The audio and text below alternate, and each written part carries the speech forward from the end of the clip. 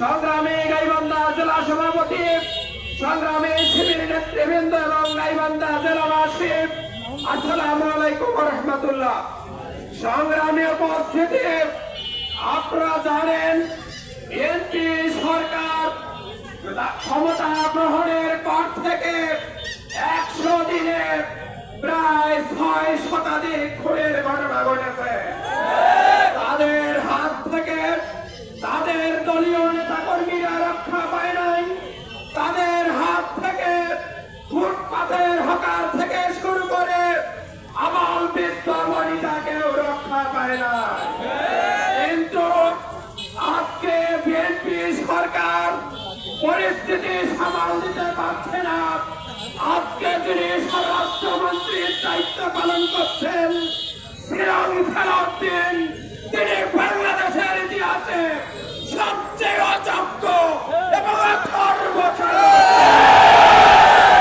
সংগ্রামী উপস্থিতি। আজকে 24 পরবর্তী সময়ে এই প্রথম বাংলাদেশ ইসলামী ছাত্র শিবিরের একজন নেতাকে বিএনপির সন্ত্রাসীদের হাতে খুন হতে হলো। আমরা স্পষ্টভাবে বলতে চাই, বাংলাদেশ ইসলামী ছাত্র শিবিরের নেতা কর্মীদের খুন করে, গুম করে, হত্যা করে তাদের অগ্রযাত্রাকে রুখে দেওয়া যাবে না।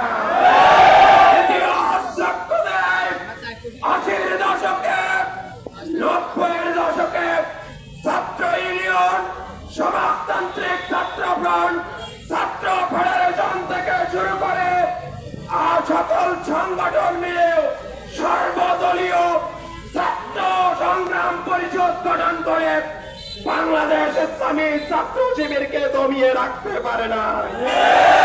তারপর 8 থেকে 2024 পর্যন্ত দীর্ঘ 17 বছর ওই হাসিনা সরকার বাংলাদেশ ইসলামী ছাত্র শিবিরের ওপর জুলুম এবং নির্যাতনের তীব্র আচরণ হয়েছিল। আজকে ইসলামী ছাত্র শিবিরের অসংখ্য নেতা কর্মীকে গুলি করে, ক্রস ফায়ার দিয়ে খুন করে হত্যা করা হয়েছে, কিন্তু ইসলামী ছাত্র শিবির থেমে যায় না। আমি উপস্থিতি, আজকে নয়া বিএনপি সরকার যদি মনে করে ইসলামী ছাত্র শিবিরের নেতাদেরকে হত্যা করে ইসলামী ছাত্র শিবিরকে দাবিয়ে রাখতে তারা পারবে না। আমাদের কেন্দ্রীয় সভাপতি নুরুল ইসলাম সাদ্দাম কালকে ঢাকার রাজপথে ছাত্রহীন মাদ্রাসায় ঘোষণা দিয়েছেন, এই খুনের বিচার না হওয়া পর্যন্ত বাংলাদেশ ইসলামী ছাত্র শিবিরের নেতা কর্মীরা ঘরে ফিরে যাবে না। আন্দোলন অব্যাহত থাকবে। যদি বিএনপি সরকার এর বিচার না করে, তাহলে তারেক রহমানের পতনের আন্দোলনের দিকে ধাবিত হবে।